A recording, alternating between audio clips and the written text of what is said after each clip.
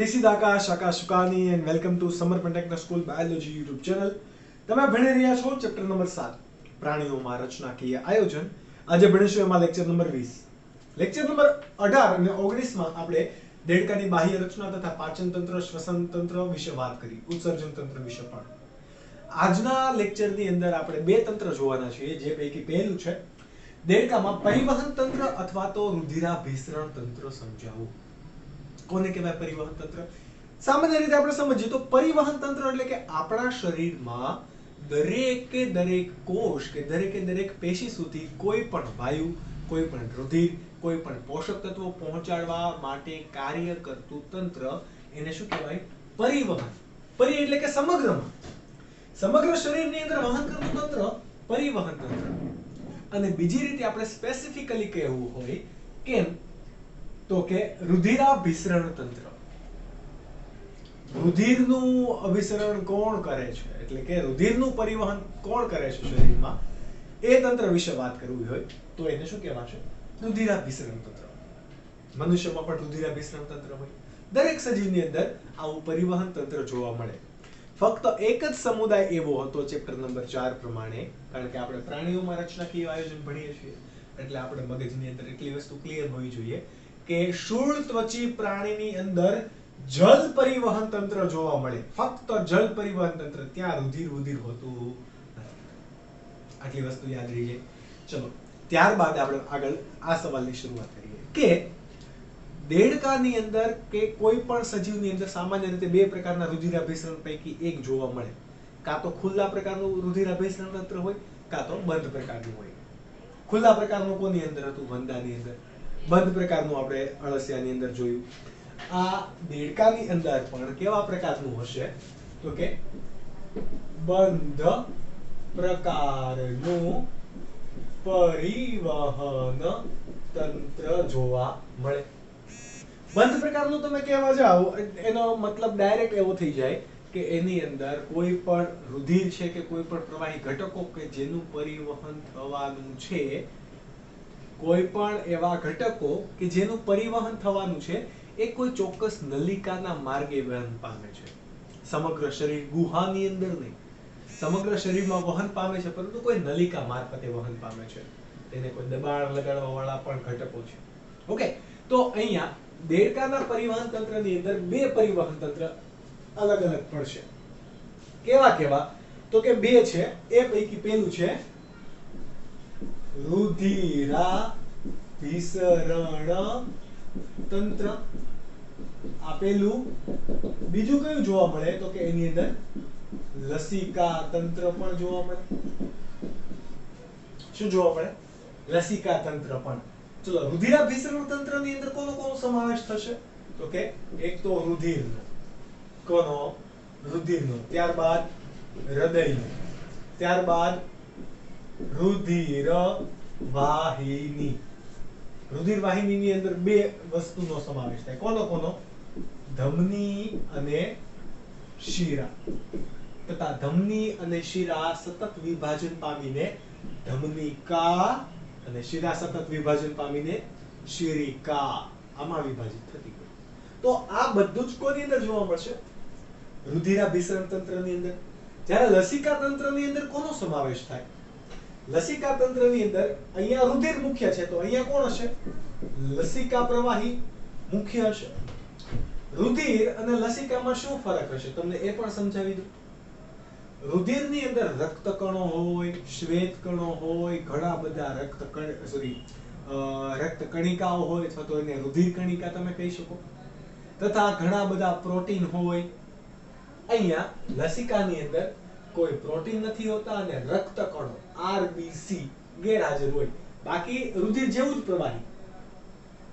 અહીંયા રુધિરની બાબતે ફક્ત કયા ઘટકો નથી હોતા તો અહીંયા કાઉન્સમાં લખી દઉં કે રક્ત કણ અને પ્રોટીન ગેરહાજર. કોની સાપેક્ષે તો કે રુધિરની સાપેક્ષે. એને શું કહેવામાં આવે? લસિકા. આની સિવાય અહીંયા શું હોય? લસિકા ગાંઠ, ત્યારબાદ લસિકા વાહિની. આ ત્રણ વસ્તુ આમાં મુખ્ય છે, જ્યારે અહીંયા હૃદય અને રુધિર વાહિની હોય. સમજ પડી? ચલો, આ વાત કોની હતી? લસિકા તંત્ર. કોની? લસિકા તંત્રની. આપણે લસિકા તંત્રમાં ફક્ત લસિકા કોને કહેવાય એટલું જ ભણવાનું છે. આ બધાનું કાંઈ કાર્ય છે નહીં. લસિકાનું કાર્ય રોગ પ્રતિકારક શક્તિની અંદર હશે. મનુષ્યનું હોય કે કોઈ પણ સજીવનું લસિકા હોય, રોગ પ્રતિકારક શક્તિ ની અંદર આ લસિકા કોષની અંદર શું આવેલા હોય? બી લસિકા સેલ અને ટી લસિકા કોષ આવેલા હોય. શું આવેલા હોય? બી લસિકા કોષ અને ટી લસિકા કોષ, કે જેનું કાર્ય શું હોય? રોગ પ્રતિકારકતામાં ભાગ ભજવશે. બી લસિકા કોષ અને ટી લસિકા કોષ. એના વિશે તમે જ્યારે મનુષ્યનું રુધિરાભિસરણ તંત્ર ચેપ્ટર નંબર 17 ની અંદર 18 ની અંદર ભણશો ત્યારે આપણે વધારે વાત કરીશું. ઓકે?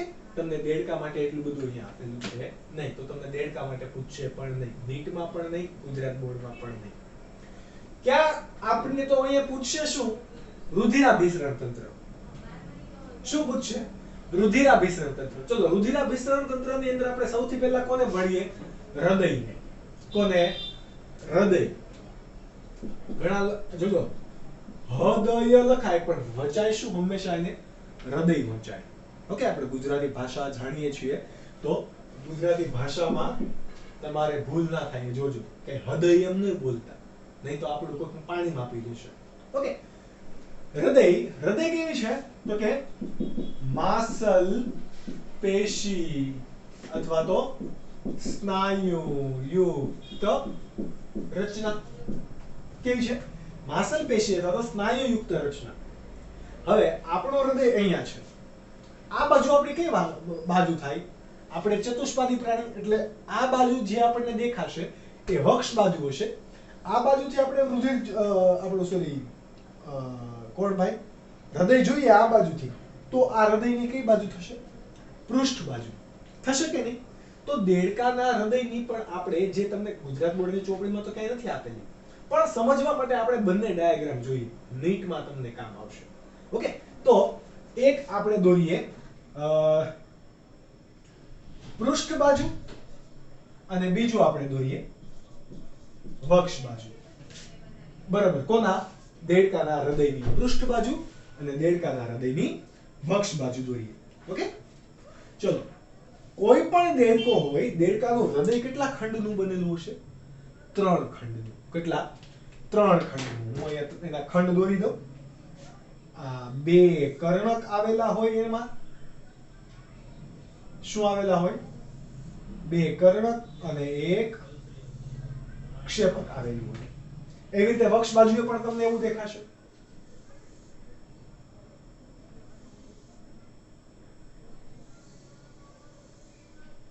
આ રીતે. બરાબર? જોજો, મિરર ઇમેજ થઈ ગઈ થોડીક. કેવી ઇમેજ થઈ ગઈ? Mirror image. આ 2 શું છે? કર્ણક ક્ષેપક. 2 કર્ણક ક્ષેપક. ઉપરની બાજુ આવેલો હોય એને શું કહેવાય? કર્ણક. જ્યારે નીચેની બાજુ આવેલો હશે એને શું કહેવાશે? ક્ષેપક. એ આપણને તો ઓલરેડી ખબર છે. મનુષ્યની અંદર વાત કરીએ તો હૃદય કેટલા ખંડીય હોય? ચતુષ્ખંડી. જ્યારે ઉભયજીવીની અંદર હૃદય કેટલા ખંડીય હશે? તો કે ત્રિખંડીય હૃદય જોવા મળે છે. જો દેખાય છે? ત્રિખંડીય હૃદય પૈકી 2 કર્ણક છે અને 1 કેવું છે? ક્ષેપક. આ 2 કર્ણક અને 1 ક્ષેપક એ પાતળા આવરણ વડે ઢંકાયેલું છે. એટલે બહારથી આપણને નહીં ખબર પડે કે એટલા ખંડ છે. બરાબર? બહારથી એક પાતળા પારદર્શક પટલ વડે ઢંકાયેલું છે કે જેને શું કહેવાશે?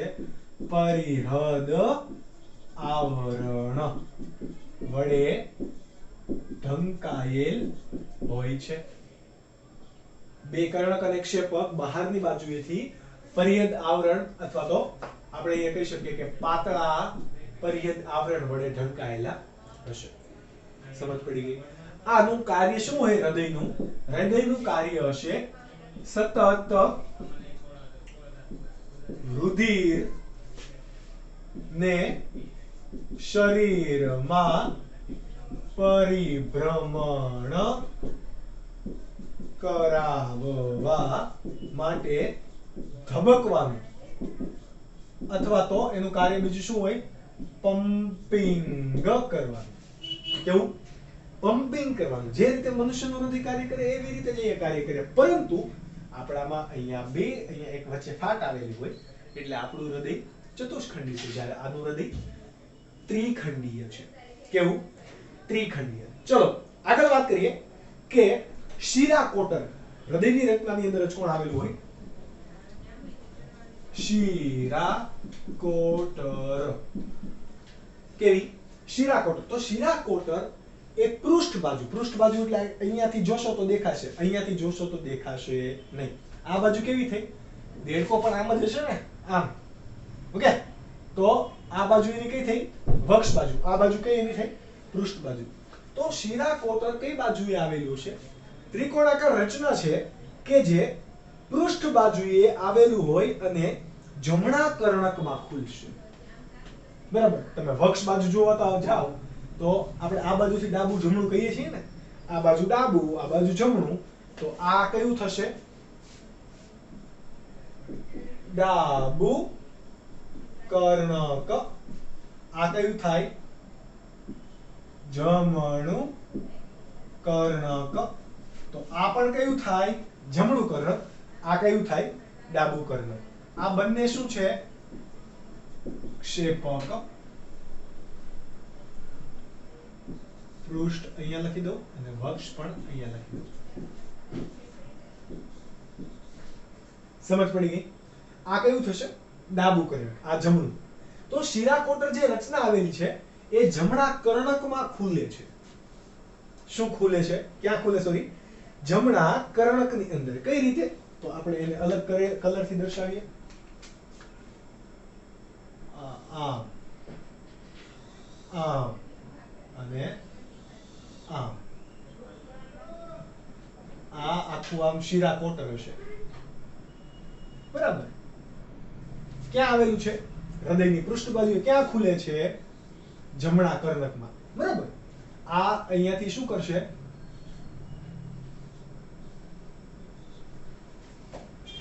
શું કરે? તો શિરાકોટરનું કાર્ય હશે કે એ અગ્ર મહાશિરા, આ બે કઈ છે? અગ્ર મહાશિરા. આ કઈ છે? પશ્વ મહાશિરા. એટલે હું એ નામ આપી દઉં, અગ્ર મહાશિરા. અને આ કઈ હશે? પશ્વ મહાશિરા. અને આ કોણ છે?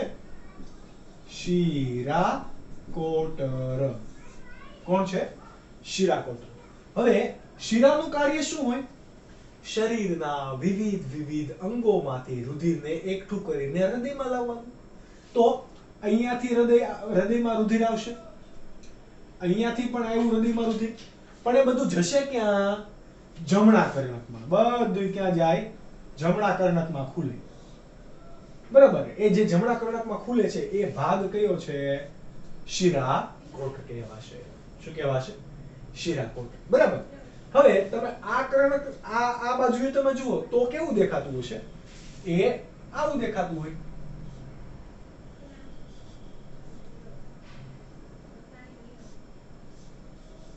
કેમ? તો કે આ તો વક્ષ બાજુ છે અને આ પૃષ્ઠ બાજુ, એટલે આપણે આ આખી રચના અહીંયા દેખાશે નહીં. બહુ સિમ્પલ વાત થઈ ગઈ. આ શિરાકોટર. ત્યારબાદ આપણે જોઈએ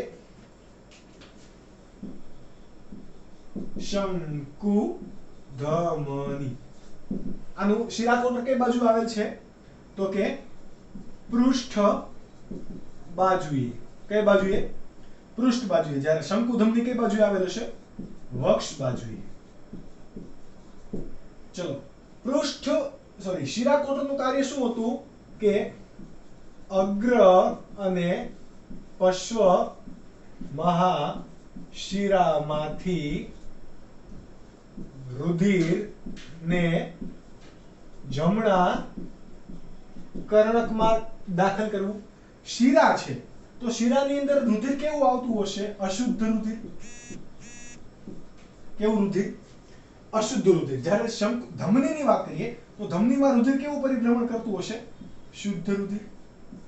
શુદ્ધ રુધિર બોલે તો O2 યુક્ત, જ્યારે અશુદ્ધ રુધિર બોલે તો CO2 યુક્ત, કાર્બન ડાયોક્સાઇડ યુક્ત. સમજ પડી? ચલો, શંકુ ધમની કઈ બાજુ આવેલ છે? વક્ષ બાજુ. એનું કાર્ય શું હશે? તો કે ક્ષેપક માંથી રુધિર, કેવું રુધિર? તો કે શુદ્ધ રુધિરને સમગ્ર શરીરમાં ફેલાવવા માટેનું કાર્ય હશે. જે રીતે આપણા મનુષ્યમાં મહાધમની જે કાર્ય કરે એ અહીંયા શંકુ ધમની કાર્ય કરશે. કઈ ધમની કાર્ય કરશે? શંકુ ધમની કાર્ય કરશે. ઓકે, તો શંકુ ધમની ક્યાં આવેલું હશે? આપણે એવું કીધું કે વક્ષ બાજુએ. તો આમાં દેખાશે કે આમાં દેખાય? ઓબ્વિયસલી આમાં દેખાશે. તો હવે આપણે એને દોરીએ. ત્યાં કયા કલરથી? તો કે બ્લેક કલરથી દોરીએ. ચલો, આ રીતે.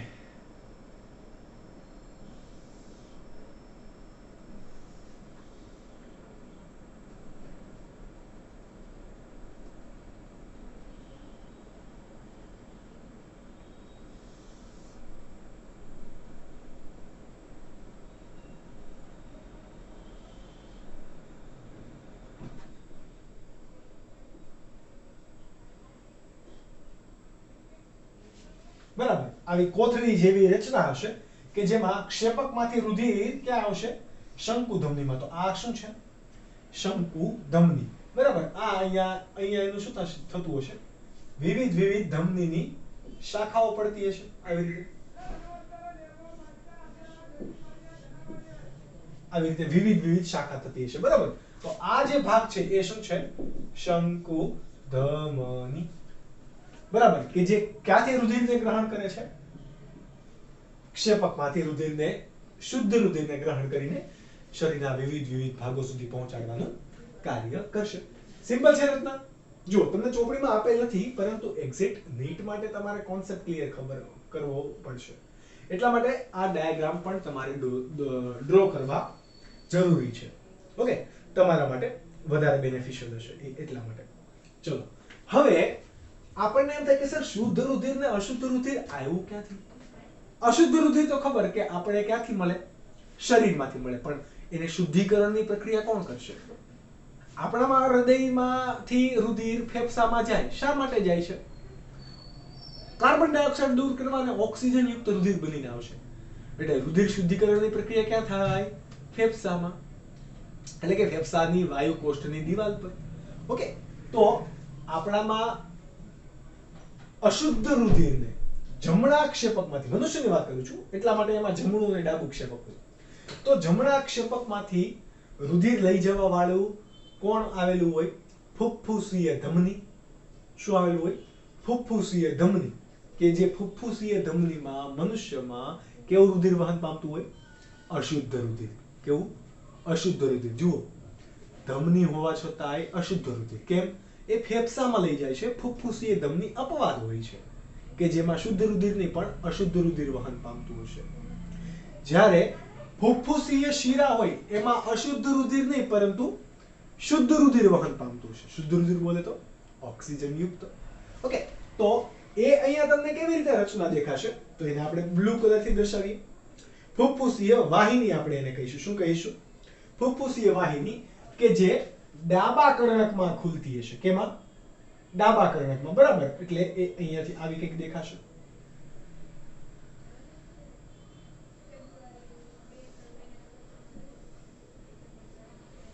બરાબર, આ અહીંયાથી રુધિરને ક્યાં લઈ જતી હશે?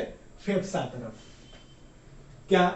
ફેફસા તરફ. તમને અહીંયા કેવી રીતે દેખાશે? તો કે ડાબા કર્ણકમાંથી અહીંયાથી જતી હશે ને એટલા માટે.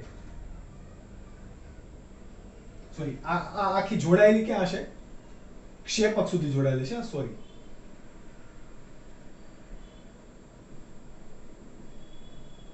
આ કોણ છે? ફુફ્ફુસીય ધમની. કોણ? ફુફ્ફુસીય ધમની, કે જે રુધિર ને ફેફસા તરફ લઈ જશે, બહારની તરફ. બરાબર, તો એ કેવી દેખાતી હશે? અહીંયાથી તમે જોવા જાઓ તો આવી.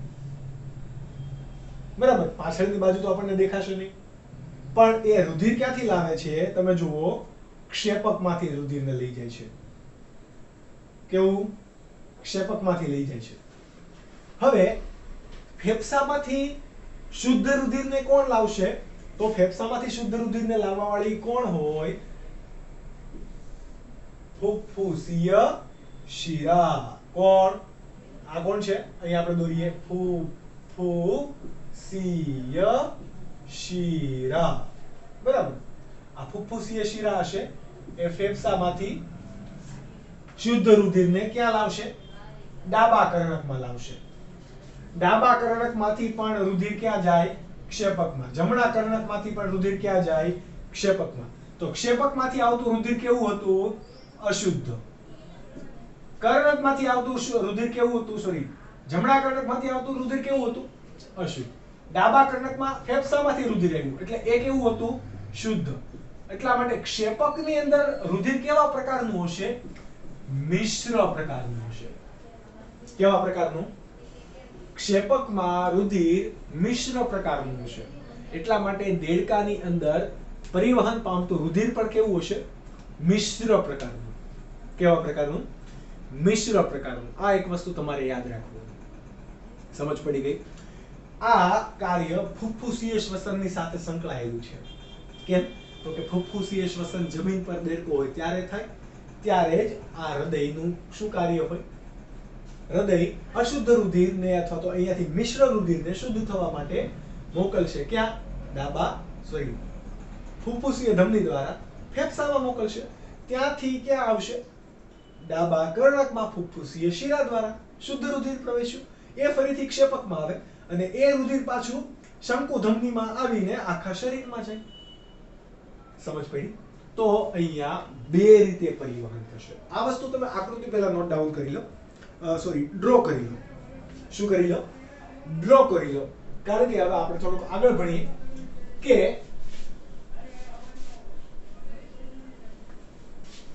બરાબર, આકૃતિ તમે વિડિયો પોઝ કરીને ડ્રો કરી શકો છો.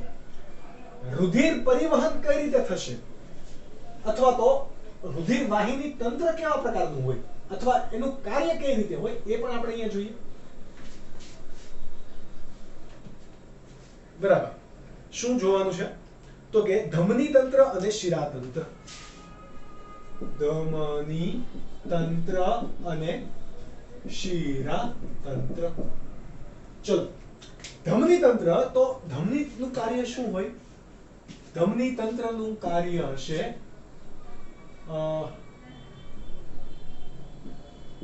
શુદ્ધ રુધિરને સમગ્ર શરીરમાં પહોંચાડવું. એનું કોનું કાર્ય હોય? ધમની તંત્રનું. અને શિરાતંત્રનું કાર્ય શું હશે? અશુદ્ધ રુધિરને શરીરના દરેક ભાગોમાંથી હૃદય તરફ લાવવું. આનું કાર્ય છે.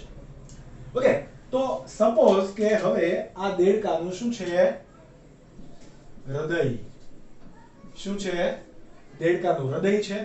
આ શું છે? દેડકાના ફેફડા છે, એટલે કે ફેફસા છે. અને આ બાજુ આપણે એનું શરીર દેખાડી દઈએ. બરાબર,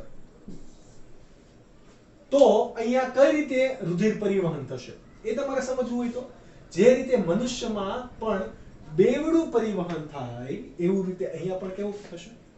બેવડું પરિવહન. કેવું? કઈ રીતે? તો કે હૃદયની અંદર અશુદ્ધ રુધિર શરીરમાંથી આવશે. આ કેવું હતું? અશુદ્ધ રુધિર એટલે કે કાર્બન ડાયોક્સાઇડ યુક્ત રુધિર આવ્યું. અનેક માટે બધું યાદ રાખવાનું છે. બરાબર, કોના દ્વારા આવ્યું? શિરાતંત્ર દ્વારા. શરીરના વિવિધ ભાગોમાંથી શિરાતંત્ર દ્વારા હૃદયમાં રુધિર આવે છે. ક્યાં આવશે? આ રહ્યું શિરાકોટરમાં આવશે. ક્યાં આવશે? શિરાકોટર. શિરાકોટર ક્યાં ખુલતું હતું? જમણા કર્ણકમાં. જમણા કર્ણકમાં રુધિર ગયું. જમણા કર્ણકમાંથી ક્ષેપકમાં આવ્યું રુધિર. અહીંયા આપણે જમણું ક્ષેપક કે ડાબું ક્ષેપક નહીં કહી શકીએ. કેમ? કારણ કે ક્ષેપક એક જ છે. ઓકે, એટલે ક્ષેપકમાં રુધિર આવે છે, ત્યાંથી રુધિર ક્યાં જાય છે? તો ત્યાંથી રુધિર જશે ફેફસામાં. બરાબર, આવી રીતે આવ્યું. ત્યાંથી રુધિર ક્યાં જાય છે? ફેફસામાં. કોના દ્વારા જશે?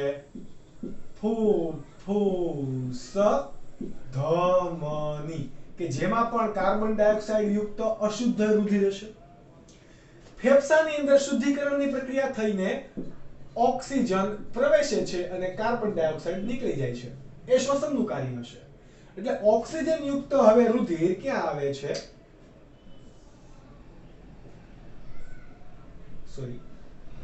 ઓક્સિજન યુક્ત રુધિર ક્યાં આવશે? હૃદયની અંદર. હૃદયમાં ક્યાં આવશે? શંકુ ધમની દ્વારા ડાબા કર્ણકમાં. ક્યાં? શંકુ ધમની દ્વારા ડાબા કર્ણકમાં. આવે ક્યારે? તો કે નહીં. કોના દ્વારા આવશે? ફુફ્ફુસીય શિરા દ્વારા. કોના દ્વારા? ફુફ્ફુસીય શિરા દ્વારા ક્યાં આવશે? ડાબા કર્ણકમાં. ડાબા કર્ણકમાંથી ક્યાં આવશે? ક્ષેપકમાં. ક્ષેપકમાંથી સમગ્ર શરીરમાં એને પરિવહન પામવું છે એટલે ક્યાં જશે? શંકુ ધમનીમાં. શંકુ ધમનીમાં રુધિર આવે એ કયું? શુદ્ધ રુધિર, અને એ આખા શરીરમાં વિભાજન કરશે. એટલે કે અલગ અલગ ધમનીની અંદર વિભાજન કરશે. એટલે કે ઓક્સિજન યુક્ત શુદ્ધ રુધિરનું પરિવહન કોણ કરશે? ધમની તંત્ર. તો આ પ્રકારે જો એક માર્ગી પણ પરિવહન થાય છે અને બીજું પણ પરિવહન થાય છે. એટલે કે બે અલગ અલગ દિશામાં પરિવહન થતા હોવાથી આ પ્રકારના પરિવહનને કેવું કહેવાય? બેવડું પરિવહન. શું કહેવાય? બેવડું પરિવહન. આ વસ્તુ તમારે યાદ રાખવાનું છે નીટ માટે. શાના માટે? નીટ માટે. ચલો આગળ આપણે વાત કરીએ કે આની સિવાય તમે હવે આ આકૃતિ નોટ ડાઉન કરી લીધી હશે, રાઈટ? ના કરી હોય તો હજુ હું તમને એક ચાન્સ આપું છું કે તમે પ્લીઝ કરી લો. હવે જોઈએ કે આના સિવાય આ ધમની તંત્ર અને શિરાતંત્ર સિવાય અલગ કયા પ્રકારના વિશિષ્ટ કયા શિરાતંત્ર જોવા મળે? તો એ બે પ્રકારના શિરાતંત્ર જોવા મળશે.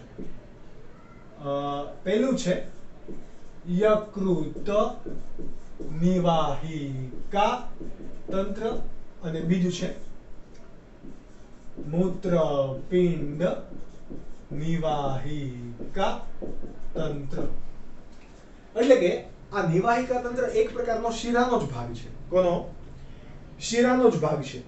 દેડકામાં વિશિષ્ટ શિરા જોડાણ યકૃત તથા આંતરડા ઉપરાંત મૂત્રપિંડ અને શરીરના નીચેના ભાગોમાં જોવા મળે તેને શું કહેવાય? નિવાહિકા તંત્ર. વિશિષ્ટ પ્રકારનું શિરા જોડાણ છે. બરાબર? તો એ ક્યાં ક્યાં જોવા મળે છે યકૃત નિવાહિકા તંત્ર? તો કે વિશિષ્ટ શિરા જોડાણ યકૃત તથા આંતરડાના ભાગે જોવા મળે કે જેને શું કહેવાય? યકૃત નિવાહિકા તંત્ર. એની સિવાય વિશિષ્ટ શિરા જોડાણ મૂત્રપિંડ તથા શરીરના નીચેના ભાગો બોલે તો પશ્વ ઉપાંગ અને એ બધા ભાગો. બરાબર? ધડ પ્રદેશનો અંતિમ ભાગ તથા પશ્વ ઉપાંગ, આ બધા ભાગોની અંદર જે વિશિષ્ટ પ્રકારનું શિરા જોડાણ જોવા મળે એને શું કહેવામાં આવે? મૂત્રપિંડ નિવાહિકા તંત્ર. શું કહેવાશે? મૂત્રપિંડ નિવાહિકા તંત્ર. આ ટોટલ કયા તંત્રો જોવા મળે? ધમની તંત્ર, શિરાતંત્ર, યકૃત નિવાહિકા તંત્ર અને મૂત્રપિંડ નિવાહિકા તંત્ર. આ તમને સમજાઈ ગયું. હવે આપણે જોવાનું છે કોને? તો કે રુધિર. રુધિર શું ધરાવશે? તો કે રુધિર બે વસ્તુ ધરાવે. રુધિર કણ અને બીજું શું ધરાવે? રુધિર રસ. રુધિર રસ એકમાત્ર કેવું છે? પ્રવાહી છે. રુધિર રસ કેવા પ્રકારનું જોવા મળે? પ્રવાહી પ્રકારનું છે કે જેની અંદર રુધિર કણ આવેલા હોય. આ રુધિર કણ ત્રણ પ્રકારના હશે. રક્તકણ એટલે કે RBC, શ્વેતકણ એટલે કે WBC અને રુધિર કણિકા કે જે રુધિર ગંઠાઈ જવામાં મદદ કરશે કે જેને બીજું ત્રાક કણિકા પણ કહેવાય. તો આ રક્તકણ, શ્વેતકણ અને WBC એટલે કે RBC અને WBC. રક્તકણને ઇંગ્લિશમાં શું કહેવાય? તો કહેવાશે એને ઇરિથ્રોસાઇટ્સ. શ્વેતકણને ઇંગ્લિશમાં શું કહેવાય? તો કે એને કહેવાય લ્યુકોસાઇટ્સ. આવા ઘણી વખત તમને નામ આપેલા હોય નીટના MCQ માં, તો પણ તમને સોલ્વ કરતા આવતું હોવું જોઈએ. લ્યુકોસાઇટ્સ અને ઇરિથ્રોસાઇટ્સ આ બંને રુધિરની અંદર જોવા મળે, જ્યારે રુધિર રસની અંદર વિવિધ પ્રકારના શું આવેલા હોય? પ્રોટીન આવેલા હશે, ખનિજ તત્વો આવેલા હશે, બરાબર, pH બફર દ્રાવણો પણ આવેલા હશે. આની સિવાય પાણી તો હોય જ. શું હોય? પાણી. આ બધું રુધિર રસ બનાવે. આ સમગ્ર રુધિરમાંથી પ્રોટીન અને રક્તકણ એ લસિકાની અંદર લસિકાની અંદર હોતું નથી. બાકી બધી રત્નાદીની અંદર પણ શું હોય? સમાન જોવા મળે છે. બરાબર. તમને પૂછે કે રુધિર એ કઈ રીતે લસિકાથી અલગ છે, તો રુધિરની અંદર પ્રોટીન અને રક્તકણ હાજર હોય છે, અથવા તો લસિકાની અંદર કેટલાક પ્રોટીન અને રક્તકણો અભાવ હોય છે. આ પરિવહન તંત્ર દરમિયાન લસિકાનું કાર્ય શું હોય? રુધિરને પોષક તત્વો તથા વાયુ અને પાણીને નિયત સ્થાને લઈ જવું એ એનું કાર્ય હશે. બરાબર. રક્તકણનું અથવા તો લસિકા તંત્રનું. રક્તકણ હોય તો એ આપણને ખ્યાલ છે. રુધિર રસની અંદર હજી કોણ દ્રાવ્ય થયેલો હોય? શ્વસન રંજક દ્રવ્ય કયું જોવા મળે? હિમોગ્લોબિન પણ જોવા મળે, કે જેના કારણે રક્ત કેવા રંગનું દેખાય છે? તમને લાલ રંગનું દેખાય છે. કેવું? લાલ રંગનું. ઓક્સિજન વાયુ, કયો વાયુ? ઓક્સિજન વાયુ કોની સાથે જોડાશે હંમેશા? હિમોગ્લોબિન સાથે જોડાઈને શરીરના વિવિધ ભાગો સુધી પહોંચે છે. ઓકે. આ હિમોગ્લોબિન રુધિર રસની અંદર દ્રાવ્ય હશે અને ક્યાં ચોટેલું હોય? રક્તકણની સપાટી પર. એટલા માટે રક્તકણનું જેમ પરિવહન થશે એમ ઓક્સિજન વાયુનું પણ પરિવહન થશે. આ વાત કોની હતી? રુધિરની. હવે રુધિરની અંદર આપણે વાત કરીએ સ્પેસિફિકલી રક્તકણની. તો રક્તકણ કેવા હશે? દ્વિઅંતરગોળાકારના. કેવા? આ હું અહીંયા લખું છું. દ્વિઅંતરગોળ આકારના જોવા મળે અને કોષ કેન્દ્ર યુક્ત જોવા મળશે. શા માટે મેં અહીંયા કોષ કેન્દ્ર યુક્ત વચ્ચે ભાર મૂક્યો? મનુષ્યના જે રક્તકણ જોવા મળે, મનુષ્યના એ આવા જોવા મળે દ્વિબહિર્ગોળાકારના, જ્યારે દેડકાના રક્તકણ આવા દ્વિઅંતરગોળાકારના અને કોષ કેન્દ્ર યુક્ત જોવા મળે. મનુષ્યના રક્તકણમાં કોષ કેન્દ્ર ગેરહાજર હોય. કેવું હોય? ગેરહાજર. જ્યારે અહીંયા તમે જુઓ રક્તકણની અંદર કોષ કેન્દ્ર કેવું છે? હાજર. તો આ બંનેની અંદર શું છે તફાવત? આ દેડકાનો રક્તકણ છે, દ્વિઅંતરગોળ અને કોષ કેન્દ્રયુક્ત. જ્યારે WBC લ્યુકોસાઇટનું કાર્ય શું હશે? તો કે લ્યુકોસાઇટનું કાર્ય હોય રક્ષણ અને પ્રતિકારક શક્તિનું. શેનું? રક્ષણ અને પ્રતિકારકતાના કાર્યોમાં કોણ કાર્ય કરશે? WBC. કોણ કાર્ય કરશે? WBC. ઓકે, આવડી જાય છે, એકદમ સિમ્પલ. તો આટલી વસ્તુ રાખીએ આપણા આજના લેક્ચર માટે. ઓલરેડી લેક્ચર બહુ મોટો થઈ ગયો છે. ઓકે, તો હજુ એક આપણે ક્વેશ્ચન નાનો એવો જોઈ લઈએ કે દેડકાની અંતઃસ્ત્રાવી ગ્રંથિ. પરંતુ એ પહેલા તમે આ વસ્તુ નોટ ડાઉન કરી લો.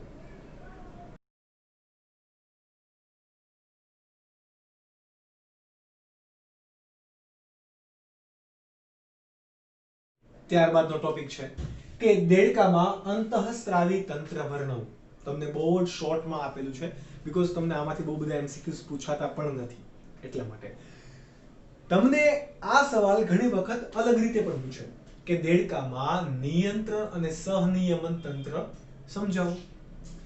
નિયંત્રણ અને સહનિયમન તંત્ર વર્ણવો. તો એક વસ્તુ યાદ રાખજો કે દેડકાની અંદર, કોની અંદર? દેડકાની અંદર સહનિયમન અને નિયંત્રણની પ્રક્રિયા બે તંત્રો દ્વારા પૂરી થાય. કયા કયા? બે તંત્રો વડે સંચાલિત છે.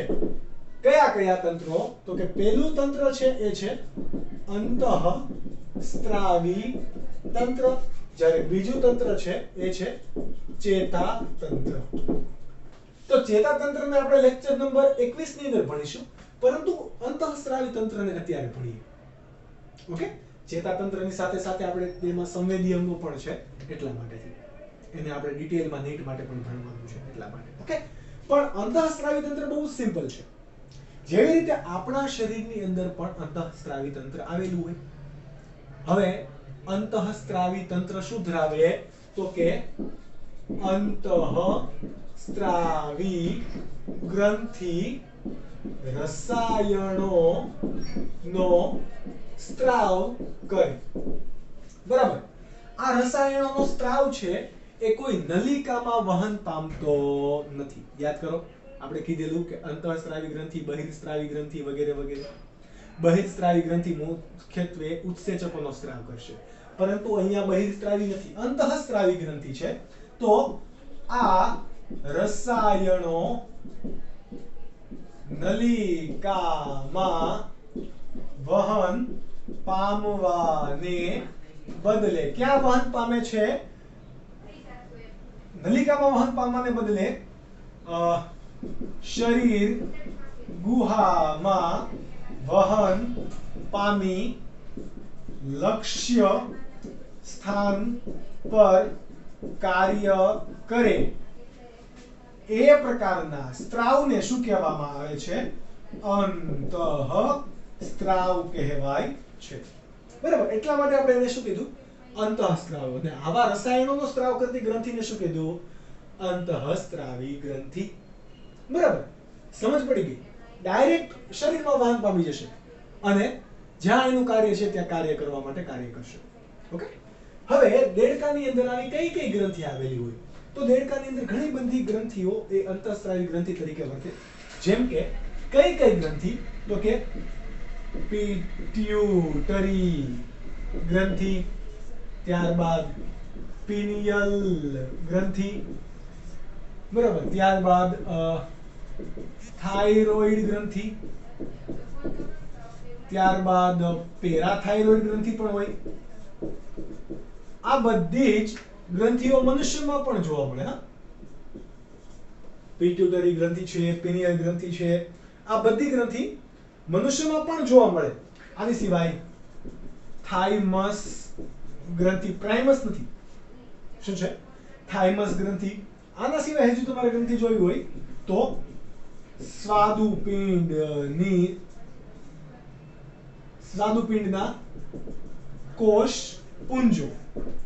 સ્વાદુપિંડ યાદ કરો, આપણે જ્યારે બહિર્સ્ત્રાવી અને અંતઃસ્ત્રાવીની વાત કરેલી ત્યારે આપણે કીધેલું સ્વાદુપિંડ એકમાત્ર એવી ગ્રંથિ છે કે જે બહિર્સ્ત્રાવી ગ્રંથિ તરીકે પણ વર્તે અને અંતઃસ્ત્રાવી ગ્રંથિ તરીકે પણ વર્તે.